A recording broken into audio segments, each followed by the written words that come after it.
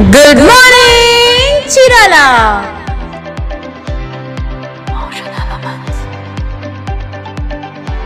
నమస్తే. Good morning Chirala కార్యక్రమానికి స్వాగతం. ఈనాటి గుడ్ మార్నింగ్ చీరాల కార్యక్రమంలో ప్రధాన పత్రికలు, వాటి ప్రధాన శీర్షికలు, ఇతరత్ర వార్తలు, విశ్లేషణలు చూసే ముందు ఈనాడు పత్రిక తీసుకుందాం. ముందుగా ఈనాడులో ప్రజల ఆకాంక్ష నెరవేరేనా అంటూ ఒక వార్త చీరాల బేస్లో రాశారు. గడియార స్తంభానికి మోక్షం ఎప్పుడో అంటున్న ఈ వార్త వివరాల్లోకి వెళ్తే, మనకి చీరాల అంటేనే ఒకే ఒక సెంటర్, గడియార స్తంభం సెంటర్. సాయంత్రానికి అన్ని పార్టీల వాళ్ళు, నాయకులు, కార్యకర్తలు, అభిమానులు, అదేవిధంగా కాలక్షేపం కోసం జనం అందరూ కూడేటువంటి ఏకైక ప్రాంతం గడియార స్తంభం సెంటర్. చీరాల గడియార స్తంభం సెంటర్కి వచ్చి ఒకసారి అటు తిరిగితే మన నియోజకవర్గంలో సంబంధించిన వార్తలన్నీ అట్లా ఇట్టే తెలిసిపోతాయి. అదేవిధంగా 1 టౌన్ పోలీస్ స్టేషన్ అక్కడే ఉంటుంది. అదేవిధంగా ఈ జర్నలిస్టులు అందరూ కూడా సాయంత్రం అక్కడే చేరుతారు. టీ స్టాల్స్ అన్నీ హడావిడిగా ఉండేటువంటి చాలా సందడైనటువంటి సెంటర్ చీరాల గడియార స్తంభం సెంటర్. అక్కడ చారిత్రకంగా ఏర్పడినటువంటి ఒక గడియార స్తంభం ఒకటి ఉండేది, చీరాల గడియార స్తంభం. గతంలో అభివృద్ధి పేరుతో తొలగించి నూతనంగా కొత్తగా ఇన్నోవేటివ్గా కడతామంటూ అప్పుడు రోడ్లు విస్తరణ జరిగే పనులు జరుగుతున్నప్పుడు, మోడల్ టౌన్ కాన్సెప్ట్లో జరుగుతున్నప్పుడు దాన్ని తొలగించి గడియార స్తంభం సెంటర్ని చౌరస్తాగా చేసి మధ్యలో దాన్ని పెట్టే దశలో ఒక ప్రణాళిక అప్పుడు చేశారు.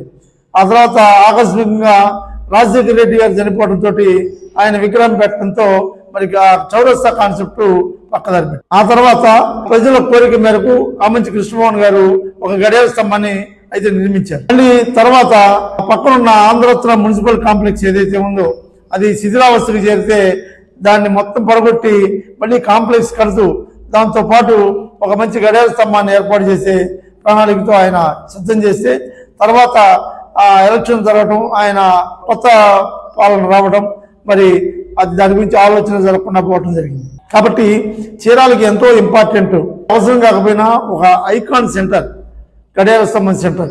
దీన్ని గడియార స్తంభం ఖచ్చితంగా ఉంటే బాగుంటుంది అని చెప్పి ఇప్పుడు ప్రజల్లోంచి మళ్ళీ ఆకాంక్ష మొదలైంది.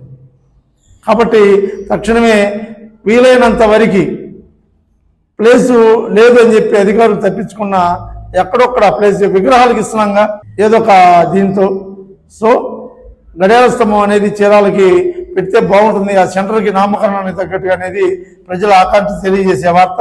దీనికి మన ఎమ్మెల్యే కొండయ్య గారు స్పందిస్తూ స్థలం లేకపోవడం అక్కడ సమస్యగా మారింది, ఎలాగైనా సరే దాన్ని నిర్మించే ప్రయత్నం చేస్తామంటూ ఆయన ఆ వాగ్దానం కూడా ఇచ్చినట్టు తెలుస్తాము.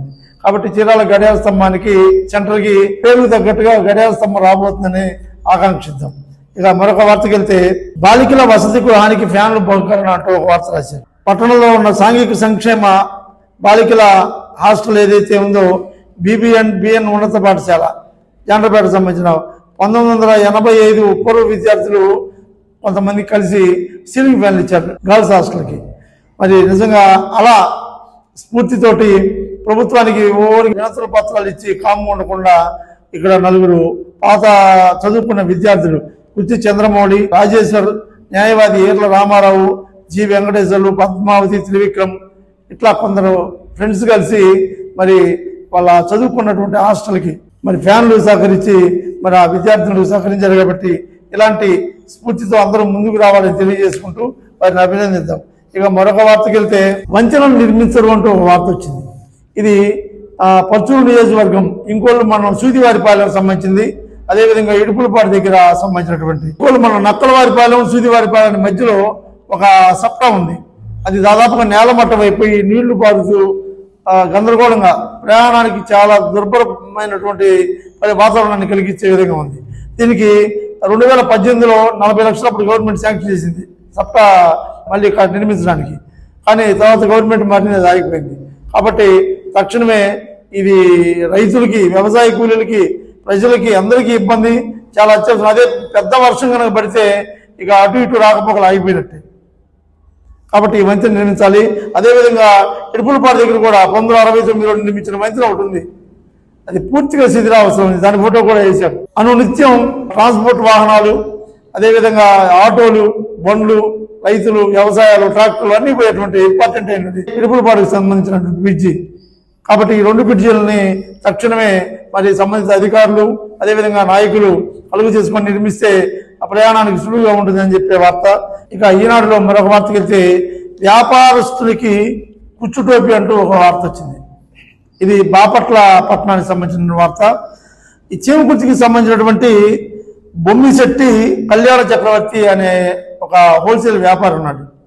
అతనికి నర్సరాపేటకు సంబంధించినటువంటి ఒక స్వీట్స్ అమ్మే వ్యాపారి పరిచయం అయ్యాడు. కొట్లోకి వెళ్తూ స్వీట్లు అవి ఇస్తూ అతను నాకు తెలిసిన వాళ్ళ దగ్గర బంగారం ఉంది తక్కువ రేటుకు వస్తుందని చెప్తే ఆశ కలిగినటువంటి కళ్యాణ చక్రవర్తి అనే వ్యాపారి అతని ద్వారా నర్సరాపేట అట్లా పరిచయాలు పెంచుకొని బాపట్లలో ఒక వ్యక్తి దగ్గర తీసుకొచ్చి ఇక్కడ బంగారం ఉంటుంది అని చెప్పి 25 లక్షల రూపాయలు ఇవ్వడం జరిగింది. అది అక్కడ బాపట్లకు చెందినటువంటి మహాత్మాజీపురం అనే పేట ఏరియాలో పొలాల్లో అప్పుడైనా ఆలోచించదు పొలాల్లో బంగారం డబ్బులు ఇచ్చేది ఏంటని. ఈ బంగారం తక్కువ బంగారం వచ్చిందంటే ఆశపడి దురాశపరుడు ఇతను ఈ కళ్యాణ చక్రవర్తి వచ్చి 25 లక్షలు ఇచ్చాడు. ఇచ్చిన తర్వాత రేపు బంగారం మీకు అందుతుంది వెళ్ళమన్నారు వాళ్ళు. సరే ఇతను వెళ్ళిపోయిన తర్వాత ఒక 2-3 రోజుల తర్వాత బంగారం వస్తుంది మధ్యలో పోలీసులు పట్టుకున్నారు అంటూ ఒక కొత్త కథ వెళ్ళారు.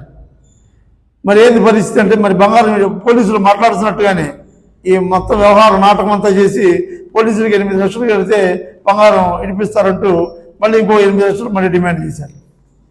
సరే ఈ దురాశపరుడు కదా ఇంకొక 8 లక్షలు కూడా ఈ పబ్బిశెట్టి కళ్యాణ చక్రవర్తి అనే అతను ఇంకో 8 లక్షలు కూడా వాళ్ళకి ఇచ్చే పరిస్థితుల్లో పోలీసులు దాడి చేశారు. పట్టుకొని పోలీసులు ఆ 8 లక్షలు లాక్కొని మీరు కేసులు అవుతాయి మర్యాదగా మీరు ఇబ్బంది పడతారు వెళ్ళిపోండి అంటూ ఎటువంటి పంపించేశారు. ఆ 8 లక్షలు వాళ్ళు నొక్కేశారు. తర్వాత ఈ బంగారం అమ్మినోళ్ళు సరే మేము ఎక్కడొకటి మేము చేరుస్తారు ఇడిపించి మీరు వెళ్ళండి అని చెప్పి పంపించేశారు. ఎన్ని రోజులకి బంగారం తిరిగి రాట్లా. ఈ కళ్యాణ చక్రవర్తి అనేవాడు ఏం చేశాడు, ఇక బాపట్ల వచ్చి పోలీసు కంప్లైంట్ ఇచ్చాడు. కంప్లైంట్ ఇస్తే తెలిసిన విషయం ఏంటంటే ఆ దాడి చేసిన పోలీసులు కూడా పోలీసులు కాదు, మనోడికి ర్యాప్ వేశాడు. ఈ ర్యాప్ కథ తెలియక అతనుకున్న దురాశతోటి వచ్చి తక్కువ డబ్బులకి బంగారం వస్తుంది అనేటువంటి అతి ఆశతోటి వచ్చి ర్యాప్కి బలయ్యాడు. గతంలో ఈ ర్యాప్లు ఎక్కువగా జరిగేవి. అప్పట్లో మన ప్రాంతంలో అశోక్ వర్ధన్ రెడ్డి అని ఒక SICA కూడా ఈ ప్రాంతంలో చేశారు. ఈ క్రైమ్ మీద ఎక్కువ రీసెర్చ్ చేసిన అతను ఉన్న కాలంలో ఈ ర్యాప్ల మీద విపరీతమైనటువంటి ఆపరేషన్ చేస్తే దాదాపు ఈ మధ్య ర్యాప్లు అనేవి పోయినాయి, జరగట్లా. మళ్ళీ ఇదే చాలా సంవత్సరాల తర్వాత వార్త, ర్యాప్కి సంబంధించిన వార్త. కాబట్టి తక్కువ ధరకు బంగారం ఎందుకు వస్తుంది, అది దొంగ బంగారం కాకపోతే. మన వ్యాపారస్తులు కూడా ఆలోచించుకోవాలి. ఇలాంటి ర్యాపులకి బలైపోయి డబ్బులు పోగొట్టుకొని పేరు బదనాం చేసుకొని దురాశ దుఃఖమునకు చేటు అన్నటువంటి దానికి సార్థకతగా ప్రవర్తించే ప్రవర్తన మానుకొని కష్టాన్ని నమ్ముకోవాలంటూ మరి ఆ వ్యాపారస్తులకు న్యాయం చేసే దశలో పోలీసులు విచారణ చేపట్టినట్టుగా వార్త రాశారు. మరి మరొక వార్తకి వెళ్తే ఆక్రమణ చర్యలో ఇసుక నిల్వలు అంటూ ఒక వార్త రాశారు. ఇది అద్దంకి నియోజకవర్గంలో ఉత్తర దిక్కులో గుళ్ళకమ్మ పరివాక మొత్తం ఆక్రమణలో సాగు చేస్తా ఉన్నారు. తవ్వకాలు మొత్తం ఆగిపోయినాయి. అయితే దీనివల్ల ఇసుక సప్లై ఆగిపోయి పరిసర ప్రాంత ఈ భవన నిర్మాణ కార్మికులు అందరూ ఇబ్బంది పడే పరిస్థితి. గత ప్రభుత్వంలో 4,500, 4,000 అట్లా అమ్మేవాళ్ళు ఇసుక. కూటమి ప్రభుత్వం వచ్చిన తర్వాత అసలు ఉచిత ఇసుక అన్నారు. తర్వాత మళ్ళీ కొంత మేరకు మీరు చలానా కట్టి ట్రాన్స్పోర్ట్ వరకు తెచ్చుకోండి అని ఏదో అర్థం కానట్టుగా ఒక పథకం పెడితే అక్కడికి వెళ్తే 2,000కి 2,500కి తోలారు కొద్ది రోజుల పాటు. ఆ తర్వాత ఇసుక అమ్మటం అక్రమంగా తరలిస్తున్నానని వార్తలతో దాన్ని ఆపేశారు అధికారులు. మళ్ళీ ఇప్పుడు అక్కడి నుంచి అక్కడ ఆపేస్తే పక్క ప్రాంతం నుంచి తెచ్చి 4,50,000-5,000 అమ్మే పరిస్థితి.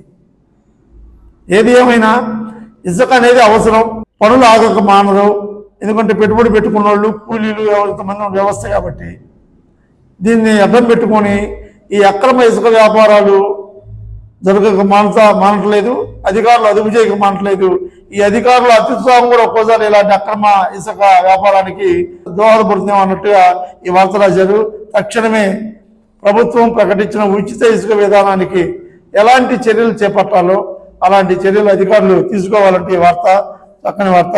ఇది ఈనాడు. ఇక ఆంధ్రజ్యోతి తీసుకుంటే ఆంధ్రజ్యోతిలో ప్రప్రథమంగా నేడు సాగునీటి సంఘాల ఎన్నికలు అంటూ ఒక వార్త రాశారు. నీటి సంఘాల ఎలక్షన్లు ఈరోజే మొన్న నోటిఫికేషన్ మనం చదువుకున్నాం. ఏకగ్రీవ దశగా అధికార పార్టీ నేతల కసరత్తు, వెనకడుగు వేస్తున్న వైసీపీ నాయకులు, కొన్ని చోట్ల టీడీపీ వర్గీయులే మధ్యనే నెలకొన్న పోటీ, రాజీ దిశగా చర్చలు అంటూ ఈ వార్త రాశారు. ఈ నీటి సంఘాలు దాదాపుగా మనకి 43-44 నీటి సంఘాలకి ఎన్నికలు జరుగుతూ ఉన్నాయి. మన డివిజన్లో కోనక్కి డివిజన్ పరిధిలో దాదాపు 27 సాగునీటి సంఘాలు, అదేవిధంగా చిన్నగంజాం పరిధిలో 6 నీటి సంఘాలు, అదంకి సంబంధించినటువంటి ప్రాంతాల్లో కూడా ఈ నీటి సంఘ ఎన్నికలు జరుగుతూ ఉన్నాయి. మరి వీటిలో కొన్ని చోట్ల ఏకగ్రీవం అయ్యే పరిస్థితులు ఉన్నాయి. ప్రభుత్వం మ్యాక్సిమం ఏకగ్రీవంగా దీన్ని చేసే పరిస్థితుల్లో చర్యలు తీసుకుంటా ఉన్నారు అధికార పార్టీ నాయకులు. మరి కొన్ని చోట్ల వైసీపీ నాయకులు నిలబడే అవకాశం ఉన్నా కానీ ఈ కేసులు ఇవి దెబ్బకి భయపడి వెనక్కిపోతున్నటువంటి పరిస్థితి. మరి కొన్ని చోట్ల అయితే టీడీపీ నాయకులకే పోటీలు కూడా ఉండే పరిస్థితి. కాబట్టి ఏది ఏమైనా సరే నీటి సంఘాల ఎన్నికలకి కాస్త గ్రామాల్లో వాడి వేడిగా వాతావరణం నెలకొన్న పరిస్థితి. మ్యాక్సిమం అధికార పార్టీ ఉంది కాబట్టి అధికార పార్టీ ప్రలోభాలతో కానీ ఒత్తిళ్లతో కానీ ఏకగ్రీవం చేసేటువంటి పరిస్థితులు జరుగుతున్నాయి. కాబట్టి మరి ఎటువంటి ఇబ్బందులు లేకుండా ఈ సాగునీటి సంఘాల ఎన్నికలు పూర్తి అవ్వాలని తెలియజేసుకుంటా ఉన్నాం. అదేవిధంగా మరొక వార్తకు వెళ్తే, ఓవర్లోడ్తో వెళుతున్న ఆటో డ్రైవర్లపై కేసు. ఇది చాలా అవసరమైనటువంటి వార్త అండి. ఓవర్లోడ్తో వెళ్తున్న ఆటోలు అంటే మన ఈ చీరాల నుంచి వేటపాలెం వెళ్తూ ఉంటాయి, పోలీసులు పట్టించుకోవట్లా. అట్లాగే చీరాల నుంచి అటు చల్లారెడ్డిపాలెం చిన్నగంజాం సైడ్ వెళ్ళి బైపాస్లో ఓవర్లోడ్తో వెళ్తున్నాయి, పట్టించుకోవట్లేదు. కానీ ఈపురపాలెం ఎస్ఐ గారు మాత్రం కఠినంగా దీని మీద నిర్ణయం తీసుకున్నారు. ఆటోల్లో ఓవర్లోడ్తో వెళ్తున్నటువంటి ఏవైతే ఆటోలు ఉన్నాయో ఆపి ఆటో డ్రైవర్ల మీద కేసులు కట్టి అదుపు చేసే పరిస్థితి చేస్తూ ఉన్నారు.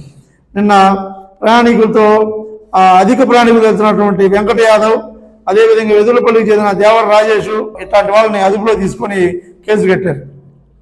వీళ్ళు ఆటోలో ఉండాల్సింది 10 మంది అయితే 15 మందిని ఎక్కించుకొని వెళ్తూ ఉంటారు. పొరపాటున ప్రమాదం జరిగిందా పోలీసులు మనం అంటాం. నిర్దాక్షిణ్యంగా రోడ్డు మీద పడి ప్రాణాలు పోతా ఉన్నాయి. మొన్న చిన్నగంజాం దగ్గర ఆటో చూసాం, ఆటోని గుర్తి కళ్ళ ముందే ఇద్దరు చనిపోవటం. కాబట్టి అధికంగా జనాభాని తరలిస్తున్న ఆటోల మీద పోలీసులు తక్షణమే చర్య తీసుకోవాలి. ఆటో యజమానులని మీద కేసు కట్టడంతో పాటు ఆటోలో ఉన్నోళ్ళు కూడా పెనాల్టీ వేస్తే అసలు ఎక్కే వాళ్ళు ఎక్కకుండా ఉంటారనేటువంటి ఒక ఆలోచన కూడా తీసుకుంటే బాగుంటుందని చెప్పి తెలియజేస్తూ, ఇక మరొక వార్తకి వెళ్తే, UTF SSC 2025 పుస్తకంతో ప్రయోజనం అంటూ ఒక వార్త రాశారు. ఈ UTF ఆధ్వర్యంలో రూపొందించిన SSC 2025 మోడల్ పుస్తకం 10వ తరగతి చాలా ఉపయోగపడుతుంది ఈ పుస్తకం. ఈ పుస్తకాన్ని నిన్న UTF నాయకులు ఆవిష్కరించారు. ఇది 10th క్లాస్కు సంబంధించిన సిలబస్ మొత్తం ఈ పుస్తకంలో ఉంటుంది. ఇది చదివి విద్యార్థులు చక్కగా తమ 10వ తరగతి మంచి మార్కులు వచ్చే దశలో ఉపయోగపడుతుంది. కాబట్టి ఈ పుస్తకం గురించి విద్యార్థులందరికీ అందేలా చూడాలి. మరి టీచర్స్ వాళ్ళ యొక్క అవగాహనతోటి ఏర్పాటు చేసిన బుక్ కాబట్టి ఇది ఖచ్చితంగా ఉపయోగపడుతుందని చెప్పి తెలియజేస్తూ, మరొక వార్తకి వెళ్తే, వాలీబాల్ టీంకు సెంటాన్స్ విద్యార్థుల ఎంపిక అంటూ ఒక వార్త రాశారు. చీరాల సెంటాన్స్ ఇంజనీరింగ్ కాలేజీ విద్యార్థులు JNTU కాకినాడ యూనివర్సిటీ వాలీబాల్ టీంకు అయిందంట. సెంటాన్స్ కాలేజీ టీం వాళ్ళందరినీ అభినందిస్తూ నిన్న ఒక ప్రకటన రిలీజ్ చేశారు.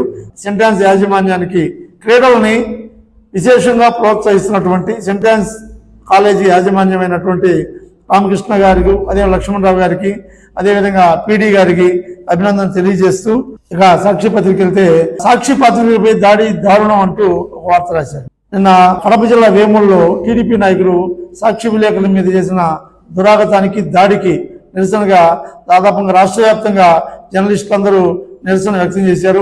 మోహన్ బాబు TV9 మీద దాడి చేస్తే ఆ నిరసన వెళ్ళు ఆగక ముందే మళ్ళీ టీడీపీ నాయకులు సాక్షి విలేకరులను కొట్టడం. గతంలో ఇలాంటి వాటికి చెక్ పెడతాం, ఇలాంటి పరిస్థితులని కఠినంగా శిక్షిస్తామని చెప్పిన కూటమి ప్రభుత్వం జర్నలిస్టుకి అండగా చెప్పిన ఏవైతే మాటలు ఉన్నాయో వాటిని నిజం చేసే దిశలో కేసులు కట్టాలని చెప్పి చర్య తీసుకుంటూ జర్నలిస్టుల సంక్షేమం కోసం, రక్షణ కోసం కఠినమైన చట్టాలని అమల్లోకి తేవాలని చెప్పి ఈ సందర్భంగా కోరుతూ, మన బాపట్ల, చీరాల, అదేవిధంగా పర్చూరు తదితర ప్రాంతాల్లో మరి జర్నలిస్టులు అందరూ కలిసి MROలకు వినతి పత్రం ఇచ్చారు. కాబట్టి జర్నలిస్టుల రక్షణ కోసం కఠినమైన చట్టాలు తెచ్చే దశలో కూటమి ప్రభుత్వం ఆలోచించాలని చెప్పి తెలియజేసుకుంటూ, మరొక వార్తకి వెళ్తే, కాంస్య పథక విజేతకు సన్మానం. అంటూ ఒక వార్త రాశారు. చీరాలలో పవర్ లిఫ్టింగ్ పోటీల్లో కాంస్య పథకం సాధించిన త్రిపురం వేదశ్రీ రెడ్డికి రెడ్డి జనసేవా సంఘం ఆధ్వర్యంలో నిన్న కొంత సన్మానం చేసినటువంటి వార్త ఇక్కడ రాశారు. ఈ అమ్మాయి దక్షిణ భారతదేశ పవర్ లిఫ్టింగ్ పోటీల్లో తమిళనాడులో జరిగిన 22వ పోటీలో కాంస్య పథకం సాధించి మన ప్రాంత గౌరవాన్ని పెంచింది. ఈ అమ్మాయి గతంలో కాలేజీ స్థాయిలోనే యూనివర్సిటీ కాలేజీ స్థాయిలో పలుసార్లు విజేతగా నిలిచి చక్కని ప్రతిభని కనబరుస్తుంది. కాబట్టి ఈ అమ్మాయికి ప్రోత్సాహంగా ఈ సన్మానం చేశారు. ఈ అమ్మాయిని ప్రభుత్వం కనుక స్పాన్సర్లు ప్రభుత్వం ప్రోత్సహిస్తే జాతీయ స్థాయిలో రాణించి అంతర్జాతీయ స్థాయిలో మన భారతదేశ గౌరవాన్ని కాపాడే పరిస్థితులు ఈ అమ్మాయిలో ఎక్కువగా కనపడుతున్నాయి. కాబట్టి ఇలాంటి వాళ్ళని ప్రోత్సహించాలని చెప్పి తెలియజేసుకుంటూ మరొక వార్తకి వెళ్తే ఇదొక మంచి వార్త. మంత్రి గొట్టిపాటితో విదేశీ పారిశ్రామికవేత్తల భేటీ అంటూ ఒక వార్త రాశారు. నిన్న నార్వే బ్రిక్స్ దేశాలకు సంబంధించినటువంటి కొంతమంది పారిశ్రామికవేత్తలు మన విద్యుత్ శాఖ మంత్రి గొట్టిపాటి రవికుమార్ గారిని అమరావతిలో తాడేపల్లిలో ఉన్నటువంటి ఆయన క్యాంపు కార్యాలయంలో కలిశారు. వీళ్ళు ఏపీలో పునరుత్పాదక విద్యుత్ రంగాల్లో పెట్టుబడుల గురించి ఆయనతో చర్చించినట్టుగా మరి ఇక్కడ వార్త రాశారు. రాష్ట్రంలో ఉన్నటువంటి పెట్టుబడులకు అనుకూలమైనటువంటి పరిస్థితులు, అదేవిధంగా అనుమతుల మంజూరు, సింగిల్ విండో దీంట్లో అనుమతులు ఏ విధంగా మంజూరు చేస్తాము అంటూ వాళ్ళని ఆకర్షించే ఇన్వైట్ చేసే దశలో మరి ఈ యొక్క సమావేశం సాగింపు రాశారు. మరి గొట్టిపాటి రవికుమార్ గారిని అభినందిస్తూ ఇలాంటి పెట్టుబడిదారులను ఆహ్వానించి మన ప్రాంతంలో మంచి మంచి పరిశ్రమలు, విద్యుత్ సంబంధించిన పరిశ్రమలు పెడితే విద్యుత్ కొరతని అధిగమించడమే కాకుండా ఎన్నో వేల మందికి ఉపాధి అవకాశాలు వచ్చే దశలో జరిగిన ఇది సక్సెస్ అవ్వాలని చెప్పి కోరుకుంటూ మరి ఇవి ఈనాటి గుడ్ మార్నింగ్ చీరాల కార్యక్రమం. రేపటి గుడ్ మార్నింగ్ చీరాల మళ్ళీ కలుగుతాం. అందరూ సెలవు. Thank you. Good morning Chirala.